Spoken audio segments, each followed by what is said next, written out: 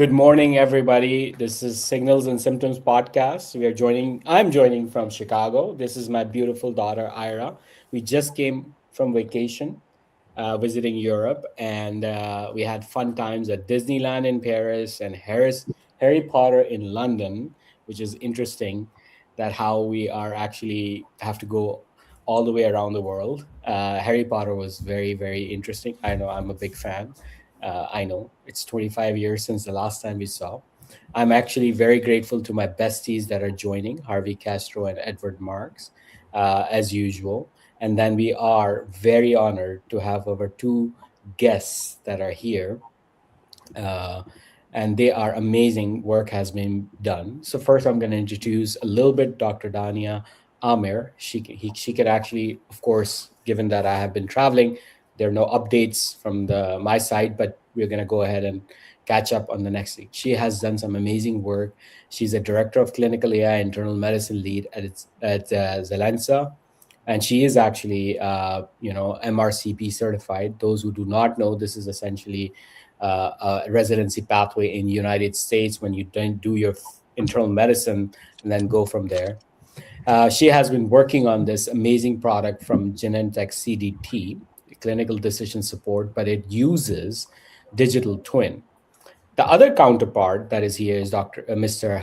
Amir Hashmi, who comes from essentially a background of energy and then has designed 400 megawatts of energy solutions and now leading this effort. So, which is interesting that there's an amazing cross section over here between how he is working through the problems that he had in his prior life and now applying those principles on clinical medicine, which is always very interesting to us because, as you know, Ed Marks is here, who has been multiple different solutions as board members in healthcare and has always propagated that we need to ensure that we bring all these intelligence from different areas into healthcare. And of course, you know, Harvey Castro, who's putting all these solutions in space now. So again, thank you so much for joining us, Dr. Amir and Dr. Amir. And then before we move into our questions and everything, I would really appreciate if you can do a better job than me introducing yourselves and your company.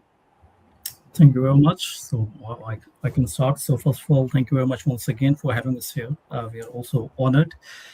And interesting profile. I'm actually a mechanical engineer by profession, but the development is more in numerical techniques. And later on, during my PhD, I also employed that in aero engine multi-phase flows. So it looks a little bit different, but if you are aware of mathematical modeling, so this is what actually, if you talk about the real simulation, this is what actually it is. And that's why I was able to connect. So briefly, after my PhD, I spent like 4 years in Saudi Arabia. I was heading technical department, projects department, as well as business development for a local company who was very much looking forward to Vision 2020 at that time. And afterwards, I joined GE, first GE Power.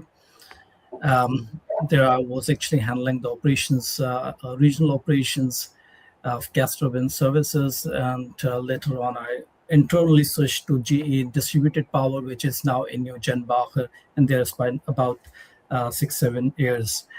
And the last 1.5 years, this is where, after the advent of AI, I could see that AI could play a very interesting role in digital twins. And there were some very brief, let's say, sketches that I started to do the complete system architecture, how a digital twin, a journalized system we can make, and how AI can help. So we are using actually a configurator, which we call, GenXS. GenXS actually comes from the word or the sentence, let's say, journal engineering, neural enhanced smart engineering systems or smart industrial systems. So its background is industrial. So the name is actually Genesis, but then we replace SIS with XIX to avoid any copyright issues. And it's also good. It also um, matches well with the company excellence. And the first, let's say, things that I started doing, I mean, I let's say everything starts to go in the right direction. And this is where we thought June last year that we should have a company called Excellence, because now we need to make it more concretized. So that's more or less the background. So the company you can call currently the headquarter is in Karlsruhe, but we have a company in America as well. And yes, we'll talk more about it. I'll now ask Dr. Dania to also introduce herself. Okay, first of all, thank you very much for inviting us over. It's truly a pleasure to be with brilliant minds. I've been following Ed, Howard Castro, and Dr. Junaid from some time, and it's really wonderful having you all here. So, a little bit of my introduction. By profession, I'm an internal medicine physician, and I've been working for the last decade as an internist. Like Dr. Junaid introduced that I've done MRCP UK, and after that, I was practicing independently.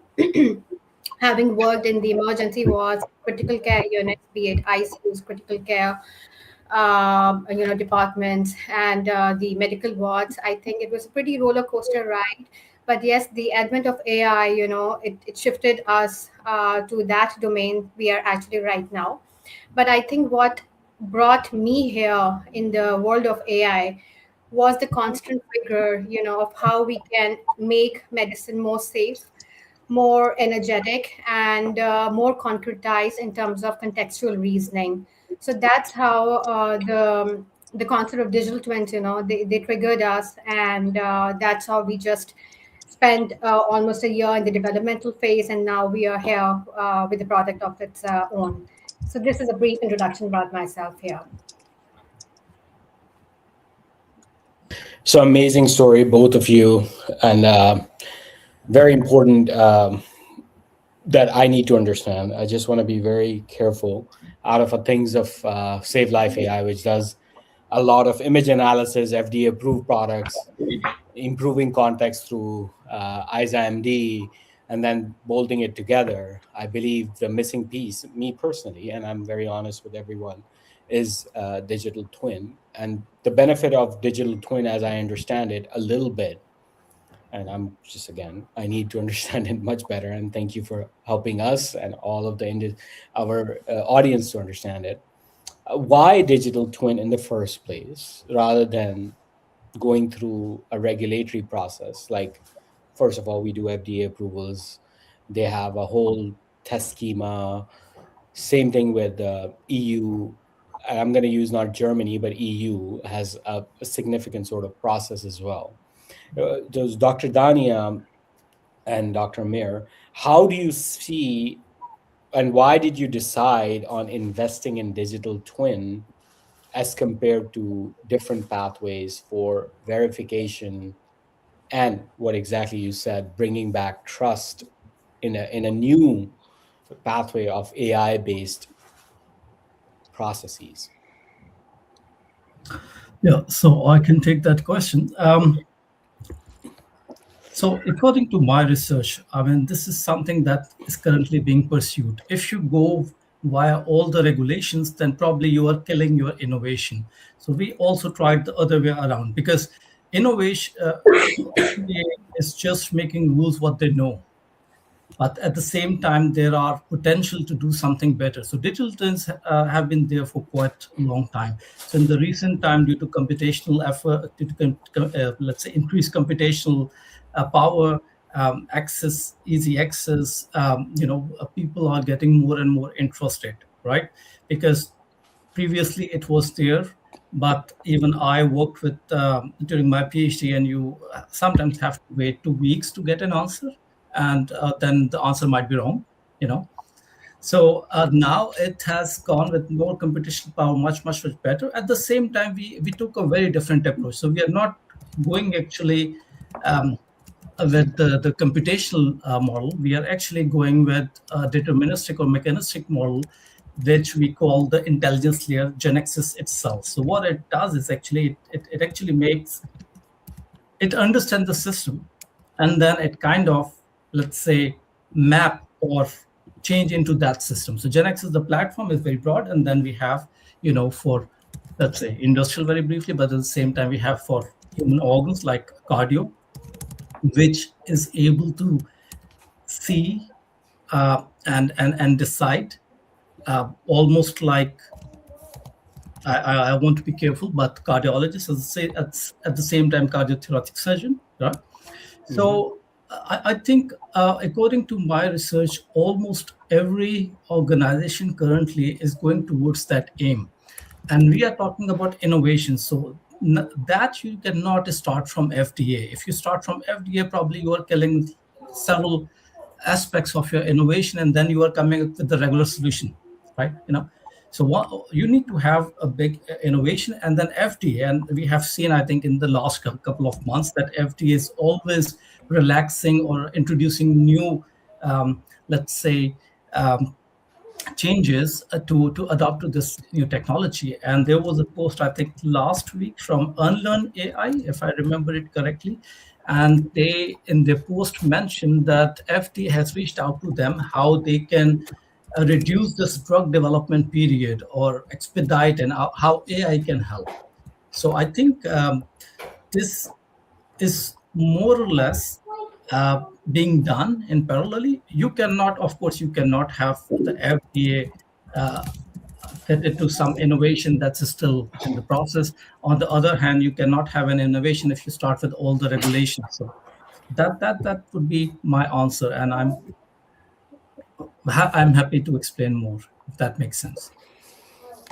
So, Harvey, I'm gonna let you take over, and then, as I said, I have. So let me explain my experience in digital twin. We actually have an American telecom company, which is a great friend of mine, and then we used our MRI analysis that we do, and I ported it over to him, and he was able to map the whole floor of the whole building with antenna analysis and everything. And then he's able to now project that into a digital twin.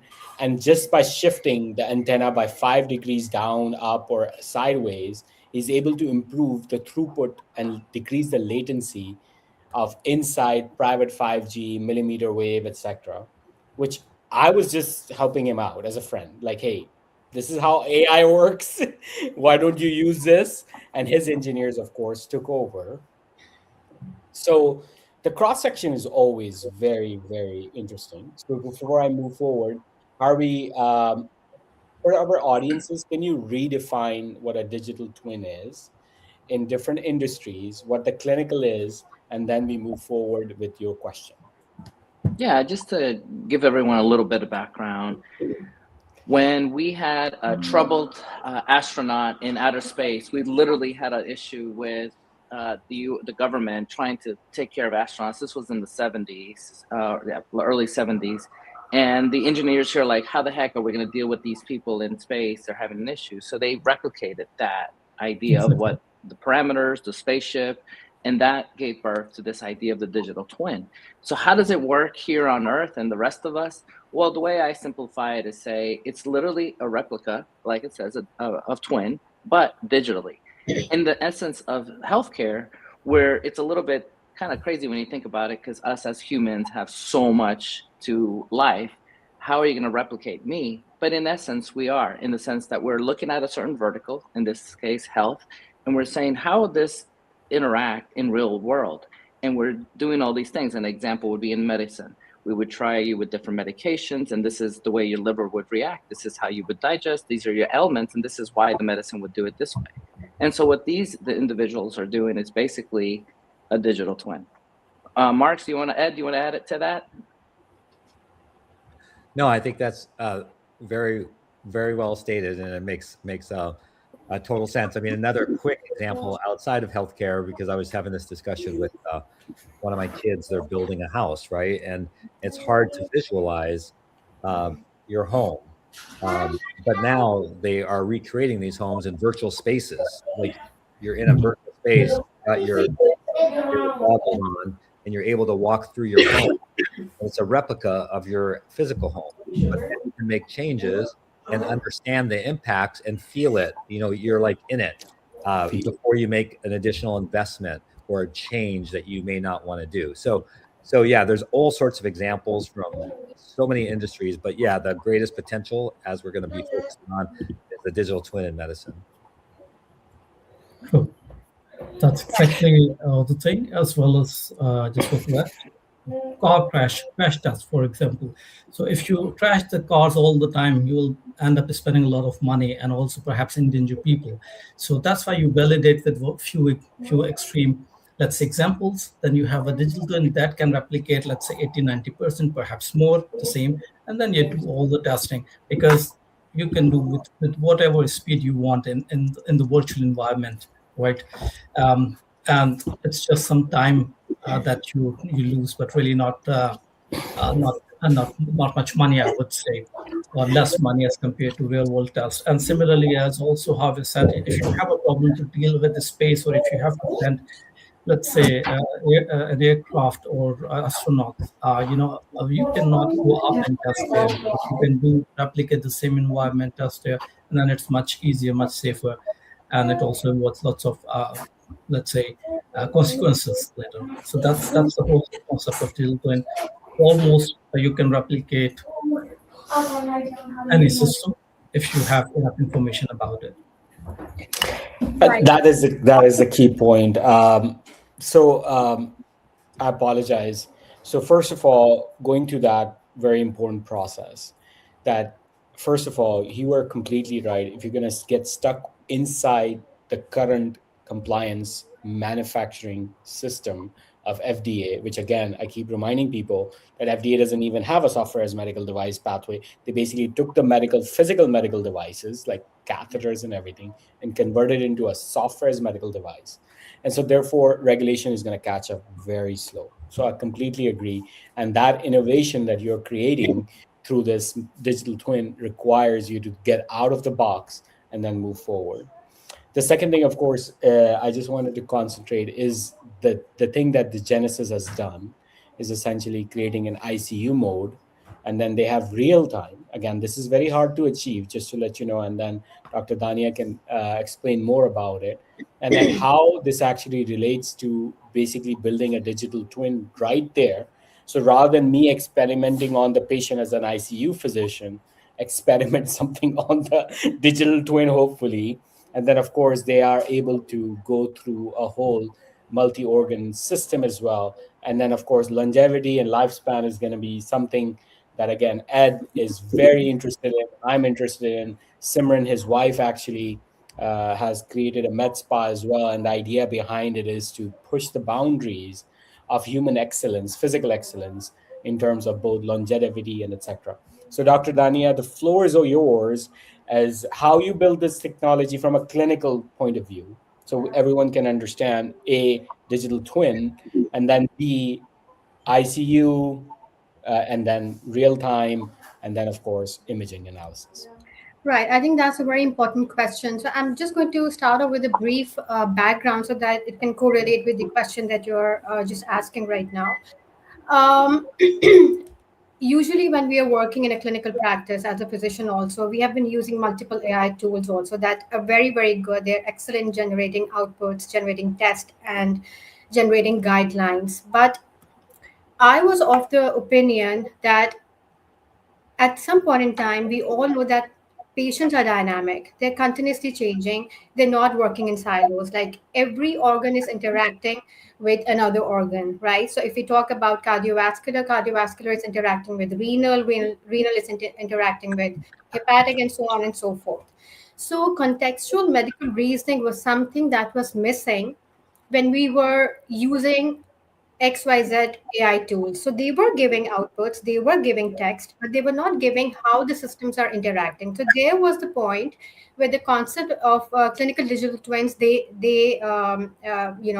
arose, And since we all know that clinical digital twins, they create a virtual replica of the patients. So let's suppose that we are facing a complex patient in the ICU, and he's having multiple issues, right? Like there are cross organ body interactions going on, there are multiple cascade failures going on. So what this digital twin is going to do, it is going to pull or extract all the data from the EMR, let's suppose, or let's say if we enter it manually as well, and it is going to create a digital twin virtually right in front of you, and it will be based on all those parameters that a clinician really feels they are very important. For example, the outputs that are being generated, they should be explainable, they should be traceable, they should be trustable, and you should always, you can always go back and ask, and it should be interrogable. So what we have invented, or what we have developed, is the Genexus clinical digital twin. It started off initially with cardiovascular, but when, because I also have a huge network of doctors, around be it in the UK, in the USA, or in the Asia Pacific region as well. So initially, when we developed the cardiovascular twin, so it was working like a cardiologist or a cardiothoracic surgeon for that matter.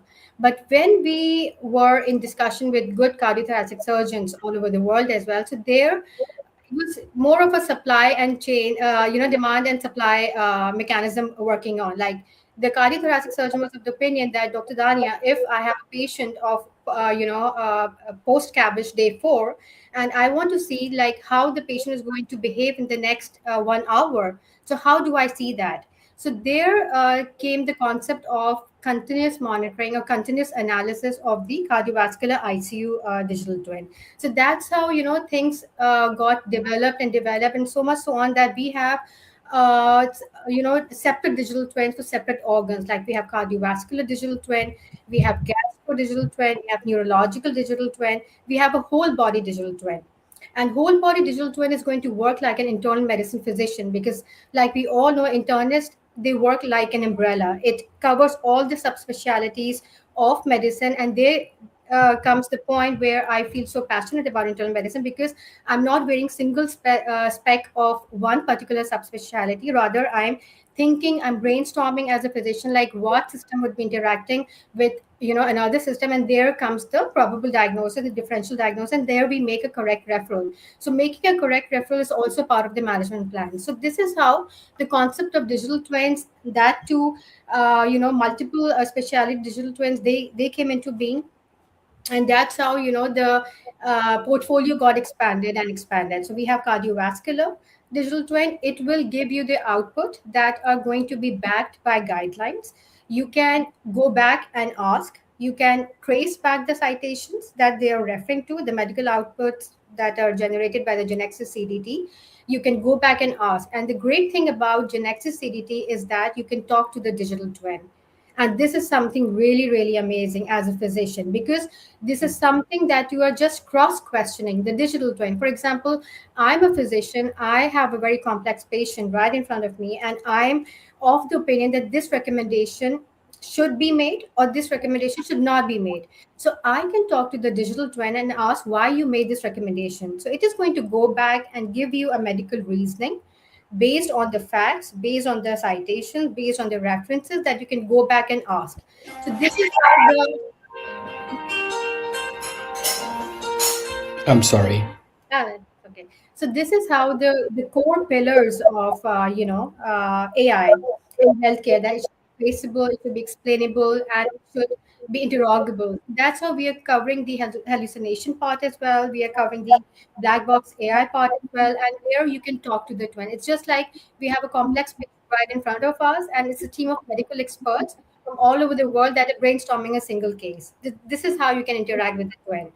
So when we made this demo available to multiple doctors, globally, be it different continents, like a doctor from USA, a doctor from Singapore, a doctor from Netherlands. So they kind of simulated the case. Also, they generated hypothetical cases as well. Few of them, they were kind enough to give us, the real time case scenarios, and we ran it on the digital twins, and we shared the outputs.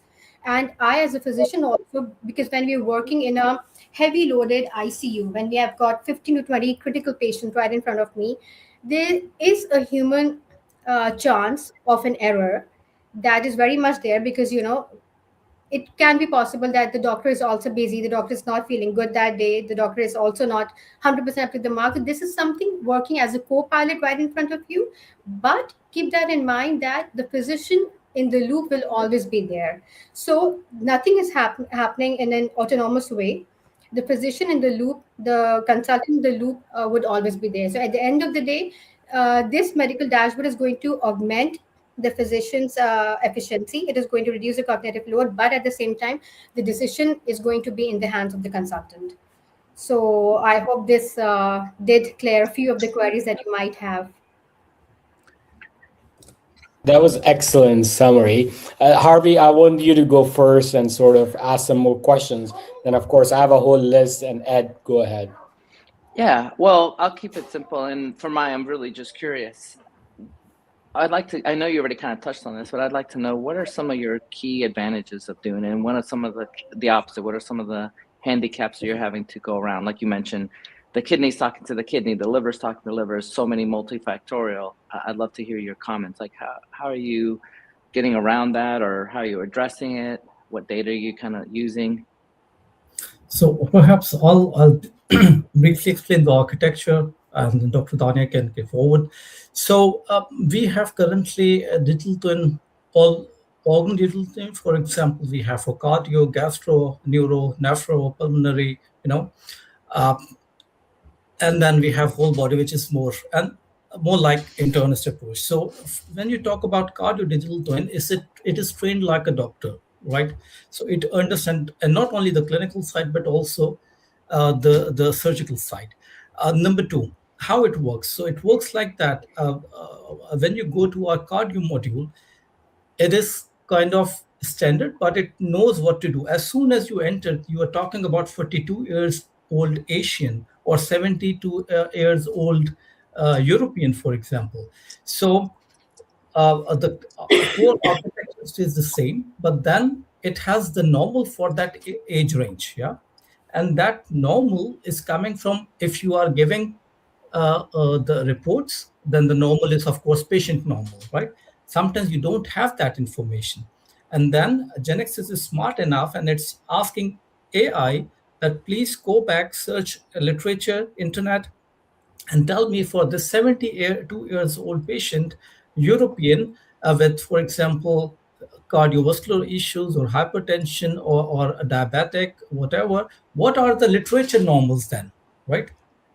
And this is where it's first of all comparing, you know, it's comparing what should be, then what is currently happening, and then the deviations are going through our model, and then it gives you, I think, six or seven always the relevant investigations. The very top is the cards, especially cards, like telling you immediately if there is some emergency, something you need to be done, and then patient summary, and it goes deep down to each and every explanation. And the last part is normally the documentation it has used. And then, of course, you have the co-pilot where you can ask, okay, you are suggesting this, why not that? And then it will come back. You can challenge. So that's the general idea. And now Dr. Dania can take over. So if you have multiple organ, let's say, interaction, then actually Genexus itself is an intelligence layer on top of AI. So it's actually not AI itself, but then it is asking AI, to produce certain information from internet, plus wherever possible come back with an information or references, right? And that's why we are able to create, let's say, until now we have seen very reproducible results. Yeah. And very I haven't seen the hallucination because I'm not a doctor, medical doctor. Perhaps Dr. Dania can answer that in more detail. So So, just to confirm, as far as architecture is concerned, you basically have an orchestrator, a conductor agent that basically goes into multiple different sub agents. And those sub agents, one of them would be the patient context itself, where the patient lives, which could be cardiology, etc. And then the second one is your medical corpus, which is essentially a PubMed directory that analyzes, does smart search, evidence production with citations. And then lastly, of course, we come to synthesis of both, and then conductor can actually orchestrate the whole intelligence layer. Now, the question, of course, is when we are building this, and RAG is what people use, retrieval augmented generation. And that actually does produce now more better results given GLM 5.2, DeepSeek, etc. And we are able to control that. But still, we see hallucinations. How were you architecturally, can say, we're going to come to the clinical utilization and clinical evidence and reproducibility with Dr. Dania from a clinical perspective, because that's where my biggest fear is. My adoption fear, Dr. Ahmed, is that I can build a stroke one, right? I just built it, but I wasn't able to reproduce it. I'm just going to be honest with you. Now I am, but let's just say I never released it. And the reason that I never released it is that I don't have the problem with the rag. So, and you have done a whole body. That is amazing work. Like, it's fascinating what you're doing. But I just want to, how do I create trust in your AI, and how would you validate it? So perhaps one step backward. I hear this very often, especially, I mean, from other colleagues sometimes. So how it is different from ChatGPT? I mean, perhaps it can also do that. My answer is actually no, for the same reason. ChatGPT has RAG, retrieval augmented, whatever. Sorry. So, and this is additional layer, right?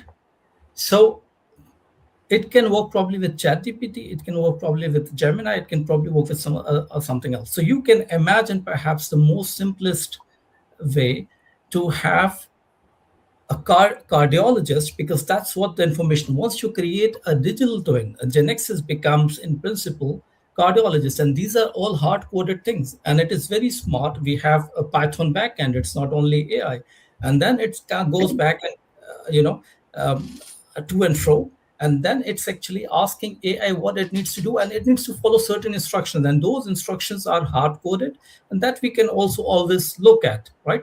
So probably, and to be honest with you, cardiology still are one of the simplest, let's say, Genexus, what we created. I mean, this pharma, I think it has about 50,000, lines worth of code, 18 files.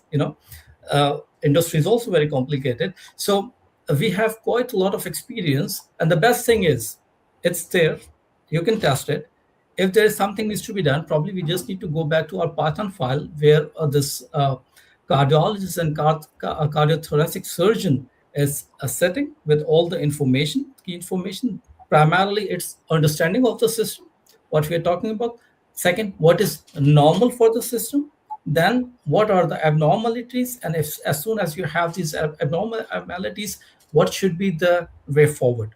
So this, as you can say, is quite hard coded in Genexus.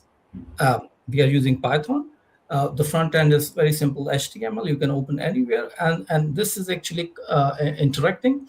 And AI is just being used for getting this information. And I don't think if you do try to do that the same, like let's say a very complicated case in ChatGPT, ChatGPT will not say no, and that's what AI is trained for. It will always come back with an answer, and that's sometimes a problem, right? But you can imagine that it will not evaluate as a cardiologist, and in our case, it is actually information, the delta, and that it thinks it cannot do anything else. So ChatGPT can, the next question, even if in your cardiologist session you are asking a question, the next question would be how should I reach from Chicago to New York, for example, and ChatGPT will not tell you no, right? Right. I So completely agree, Dr. Amir. One of the biggest problems with AI is I don't know. They just doesn't say it. And that is extremely important problem that is hard to crack. I confirm that with my own experience to everyone, that this is amazing work that can be done. And we're going to have a separate, you Yeah. know, internal, one more where we're going to record your whole demo and make it available to That everyone would be great. as you Yes. go along. Um, but Dr. Dania, I, I apologize, Ed. I'm going to let you ask questions. I'm sorry. This is just too fascinating for me. Now, he suggested that there are basically a hematologist, a cardiologist, and all of that. And then Google also sent out a paper, which is basically long running agents. Microsoft did the research on it, published it. Their analysis was that it is going to cost approximately $2,000 to $3,000 per patient per day to let the AI run for it. Dr. Amr can answer that later. But Dr. Dania, he did the architecture work. He's the brains behind building the software part. How are you first validating it clinically for trust purposes? And then, secondly, how are you expanding it into different systems? And then the overlaying artifact, right? A cardiology patient comes in with low blood pressure, congestive heart failure. But then on top of that, now he's developing acute kidney injury. On top of that, he's becoming hepatic failures, and now it is a complex problem that is in evolution. And that actually is one of the issues that we need to normalize in terms of how the intelligence layer is evolving, which is Dr. Amir explained beautifully in terms of that's where the real magic is. That's where ChatGPT will never get as a general foundation model. We need niche models that you're developing. But how are you clinically validating it? With two layers. Right. One is the first layer, and then the second, increasing complexity. Right. I think first of all, we need to make it again and again, transparent that this is an innovation, right? I mean, this is something new. This is not something happening as of now in this much of in-depth knowledge that the Genexus CDT is providing. So when we came up with this idea and when it actually got a shape, and the HTML outputs, the exports, when we generated from the Genexus CDT, when we ran complex cases, and keep that in mind that it's not basically used for non-complex cases like flu, diarrhea, or anything like that. It is meant for the acute complex setting scenarios. So when we ran different sort of multiple cases that were existing in our emergency departments or in the intensive care departments, so the value it gave out and the medical dashboards that it gave out, we got it validated into initially through different head of departments, through different doctors. For example, I'm a physician, so I utilize my own personal skills. Then we had a good network of physicians, specialists, intensivists, surgeons on board. They kind of read it incomplete, and let me tell you, it was a whole lot of critical analysis that we had done initially. It was just not like that. Okay, we have a fancy dashboard that looks really nice, that looks really heavy on the display. Rather, it was a critical analysis that was done with the intent of finding problems or errors, right? And then, of course, we do cross check by using different platforms as well that are quite advanced in terms of giving a management plan. And this is how the initial validation got through. Like, we got it validated from 50 doctors, let's say, then it got increased to 60 doctors, and so on and so forth. And then we are here right in front of you because something that we were thinking of, that we should be developing, is now in front of us, and we believe that it is now market ready to be tested in terms of pilots, in terms of entrepreneurs, in terms of physicians, in terms of people like yourself who have got credibility on floor and who also have a lens to see how it is working, what kind of outputs it is generating. And then the four pillars that I had mentioned you earlier, because those are very important. Anything that the Genexus CDT is reproducing, it has to be transparent, it has to be traceable. You can go back and ask, you can cross check, you can cross talk. So from this point onwards, it kind of gained our trust, because trust is based on all of these parameters that I've just shared with you. So this is how it came into being, and we further expanded and expanded to the point that we have not only one clinical digital twin, rather a whole sum of different. And the question that you had asked, that how the cross organ system interaction it is dealing.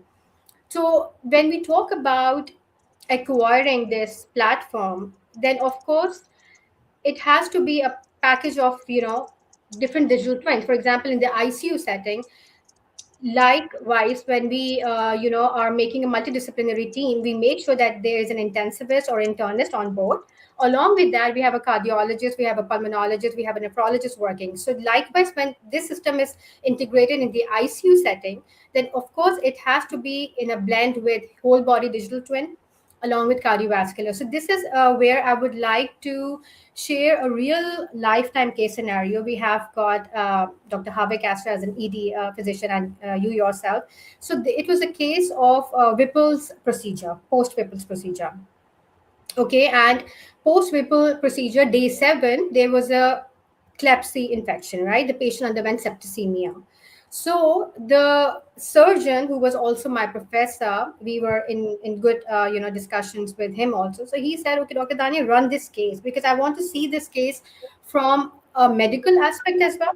Because so many things from the medicine point of view is also working, because the patient is undergoing complications, septicemia, dehydration, renal failure, hepatic failure, and I also want to see, like, he developed this complication on the day 7, although until day 3 there was no anastomotic leak and the patient was doing well. So I want to see from the surgical aspect as well, like what went wrong and what needs to be done next.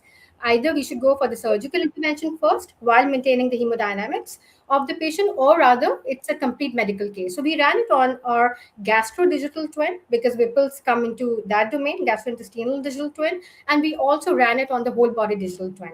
So the kind of output it generated, the whole body digital twin made sure that it covers all the cascade failure analysis in loop, in amalgamation, in cross interaction. It gave you a holistic idea of the management plan based on the guidelines that we follow. Be it, if you are in the USA region, you're going to follow the US guidelines. If somebody is in the Netherlands region, they're going to follow the Netherlands guidelines. And likewise, it generated a gastrointestinal surgical output as well, where the physician and the surgeon came onto the conclusion that yes, what we did was right. It was auditable, because of course, if the patient suffers a mortality, you have to face consequences, because you need to be sure that whatever you did, it was in the best practice for the patient, it was in the best interest of the patient, and you can trail back. It should be auditable. So it had that particular report also, facilitating the doctor and the authorities that yes, what was done, it was in the best interest, backed by guidelines, backed by citations, and backed by the cross sectioning also. So this is how it works all together. When you're sitting in a multidisciplinary department, it will behave like a multidisciplinary tool. I hope. Maybe I can interfere a little bit, Mhm. because the title say a little differently, or sits differently, and maybe if there is audience, they will see, okay, we did not even talk about simulating drug trials. So I'll just compliment what Dr. Dani has said.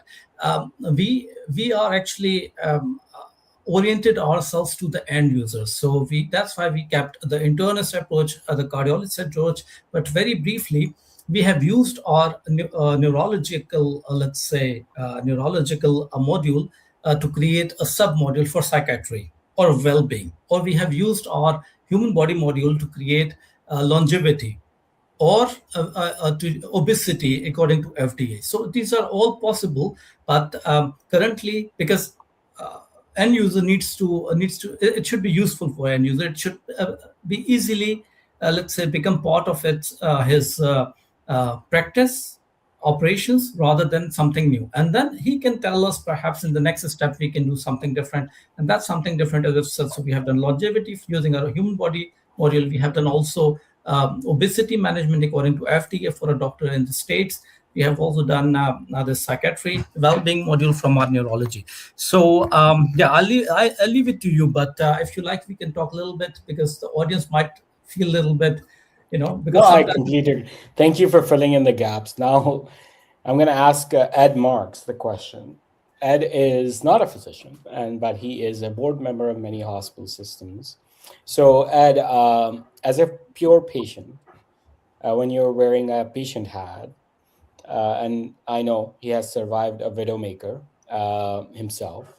So, all this information should only be in the hands of providers, or should actually there should be an interface for the patients, and you would appreciate it as a patient. And then the second thing is evidence is messy.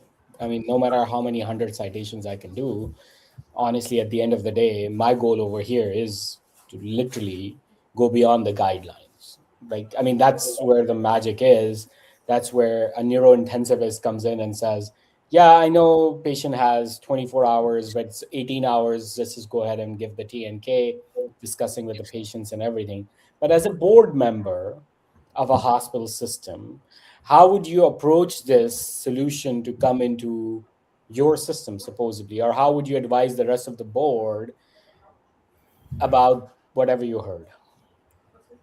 Well, super fascinating. I have a few thoughts, and I'll try to share them really quickly, but then get back to questions for our guests. Okay. One is, what's the biggest killer of patients in hospitals today? Some might say sepsis. You know what I say? It's culture and governance, which is part of culture. That's the biggest killer of patients today. We have all this great technology, like what we're talking about right now, and we're not implementing it, and we're killing patients as patients are dying as a result. So it's just crazy that no one's really calling it out and addressing it more aggressively. Why would you go to a clinician if you have a serious, like we're talking about cardiovascular situations, disease and surgery? Why would you go to a clinician that didn't have a digital twin of yours? That's crazy. For all the reasons we already cited. It's crazy. Like even today, Perfectly put. Like, why not? Like, I mean, if Dr. Lani it's has crazy. okay. I can imagine. Like the next time I do have some sort of serious, illness, hopefully many years from now, I wouldn't go to anyone that didn't have this capability, that wasn't using a system like yours or a system similar to yours. So and then my provocative statement, and then we'll get to questions, is something that our guests were saying is, well, because everyone's always careful and they always say there's a physician in the loop. It meant to be an assistant, but why? Like, if this is truly has this amazing capability, why do you even need a physician directly in the loop, like controlling the whole thing? And like, why there's Waymo? We don't have to have a driver in the car or a space or whatever. Okay, so where do we start? So if you're counseling, so these are questions now that I have. So hopefully that addressed your questions, Junaid. No, you're absolutely on point. Why are we And doing anything? Where, when, like, why not? no, That's how we'll get them a demo in the US soon. So where does someone start? So let's just say generically now, not about your product specifically, but digital twin. So you're talking to administrators, whether it's US or in the EU. Where do you start? Like, because they need to start, but I think what happens, they get frozen because it's like so overwhelming, right? So how do you start? So what's your counsel to how do we start? And then what do you see as the major obstacles? Yeah. So perhaps the first and second question, I mean, you are very, very right that if you have a digital twin, and perhaps one step backward, the patient record management is kind of a static digital twin, because that's what they have, the complete history of patient. If you have an intelligence layer on top of that, that's where you have something like Genexus. And Genexus is able to decide autonomously, because it then falls in a different category of FDA. At the same time, we want it to be tested as much as possible. Then let doctor decide if that it can make autonomous decision or not. So that, I think, we are covered. The second point is exactly what you have said. So for some people it's overwhelming. For some people it's against their business model. Because and for some people in Europe specifically, the question starts from machines taking over ethical decisions or ethical aspects, and so on and so forth. So I would say everyone is discussing that, but the culture, you mentioned one word as well. The culture is something that is actually perhaps is slowing it down, I would say, slowing it down, and the same procedures, and that's the same thing that I mentioned to Dr. Junaid in the beginning as well. So if you are having your FD and compliance lens for an innovation, you will probably never find that. Yeah. So these are the things. And what we are doing about it, of course, network, and you are also part of that. And then we are actually now started to visit conferences, because we believe that there will be a mix of all the people and those people who are also early adopters. So what we are looking for, and I think the right starting point is the early adopters who would like to use it, because they are probably anyway using open evidence, which is just like very generic, like a reference, some similar to references, or let's say perhaps ChatGPT, because in fact, in one of my case, I've also seen, I visited a doctor, and it was like, I think 2016, 17, I was facing something, and I think the doctor was checking internet for a few things. Yeah. So people do look, right? The only thing is now it's just like you're talking to a very smart assistant, who is kind of trained with the same expertise, and it's not limited on the information. And this is where I think Dr. Junaid also mentioned. So it is actually a little bit beyond all the guidelines. So if there is something in of still some guidelines, something is in Japan happened a few weeks ago, and if it's available online, so there is a chance you might get even that recommendation. Okay, look, you can do it like that. And then, of course, currently the doctor is the one who is deciding. As I've said, that it's also to do with regulation, because as soon as you put it in SAMD or um, independent decision maker, that's completely different ball game. And that's, I think, FDA will also learn.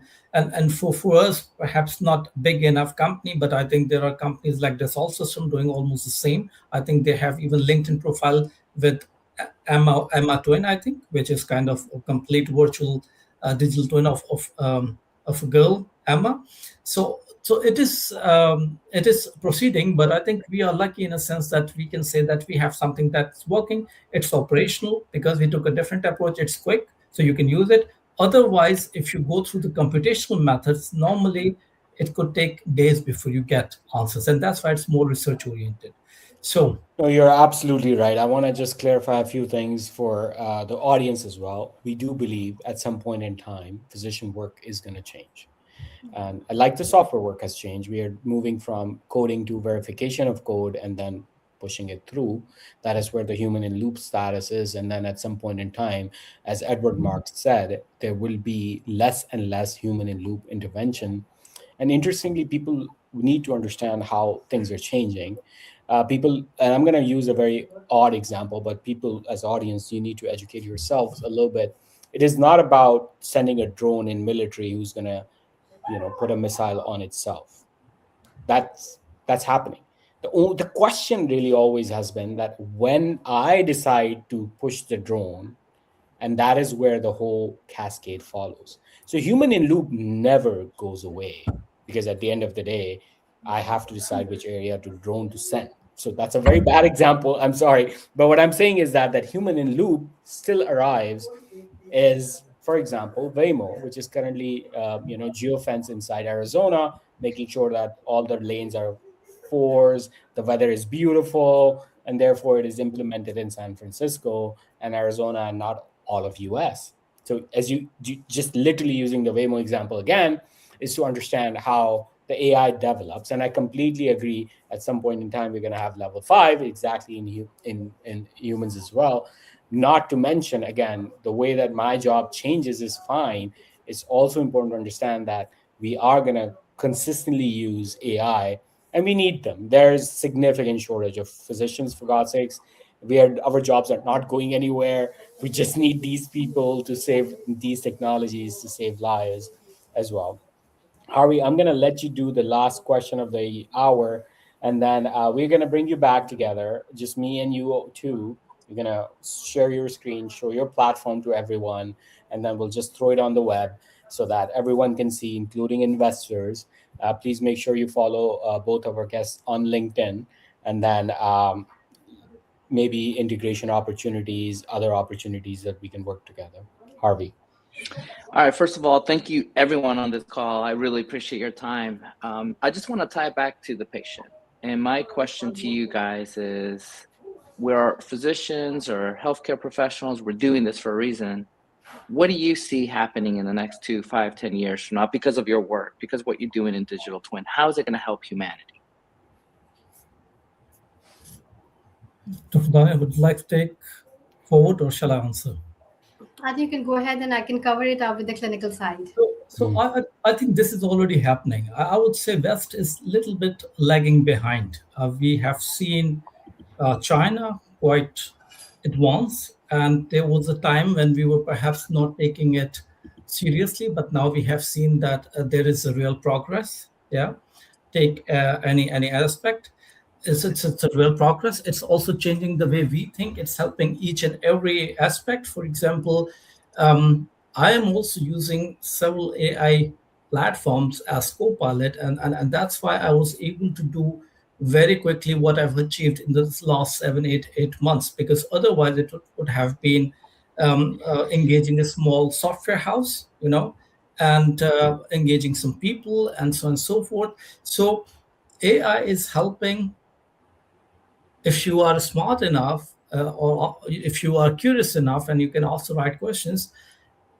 Every aspect of the life, let's say walk of the life or aspect of the life. And I myself, as I've said, so I have the IDT, we call it Genesis IDT, which is completely the industrial side. Then we have the clinical side, where we have the digital twin of organs, like we just discussed. Then we have this a pharma twin, which is actually based on our human body, because we have seen that it could take some drugs and interpreting something very, very well, toxicity, and this is where we start building up. And then we have the pharma. Then we have also, and that kind of the help you can expect also for the patients. So not 10 years from now. If you ask me, I'm very afraid, because if I don't bring it in the market in the next very soon, because almost daily I see something new. If not daily, but perhaps weekly, there is something new happening. So it is helping almost everything, almost every business. There is currently the buzzword, I would say. So I would, in the next 10 years, of course, it will start to work very, very soon. But in the next 10 years, probably it will be such a big change as we have probably not even 5 years, even before, as we moved from typewriters to computers. It I will love take. it. I mean, that's what I keep saying. The word we are moving from a digital transformation to an AI transformation, and Exactly. that's exactly as big, if not bigger, than the digital transformation. Dr. Dania, 5 years from now, what do you see yourself doing as an internal medicine specialist? As Hari was asking, like, what is the vision, especially that you are in this cutting edge, amazing work that you have done? Uh, uh, it's just mind-boggling. What you have done is fascinating. But having said that, what do you see yourself as a physician in 5 years? I think my core DNA would always be very, very passionate for internal medicine. Like this is something that I had been doing, and this is something I will be doing. But making sure that AI is being efficiently utilized in the best possible manner, so that what we are doing right now, we can make it multiply by 10 or multiply by 20 in the next 2 years, 5 years, 10 years down the line. But yes, the way we had been working, it is going to be completely changed in the next couple of months to maybe few years. This is not stopping, because see, if we remain conventional or orthodox, that okay, this is not coming, this is not coming, AI is already there. Sooner or later, we have to surrender to it, but we should make sure that we utilize the human power, the human brain, to make it something worthwhile and worth using. Like, I'm super confident about our product, and we do hope, and we do see ourselves doing something very much that is not being done in the past. So I think this is what I believe in right now.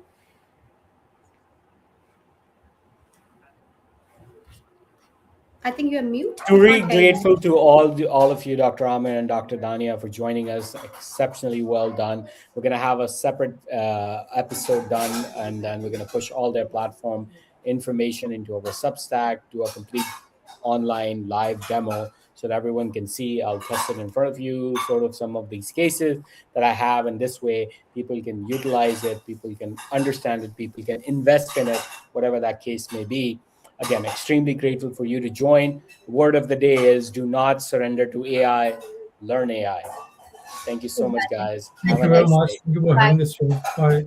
Yeah. Take care. Take care. Take care.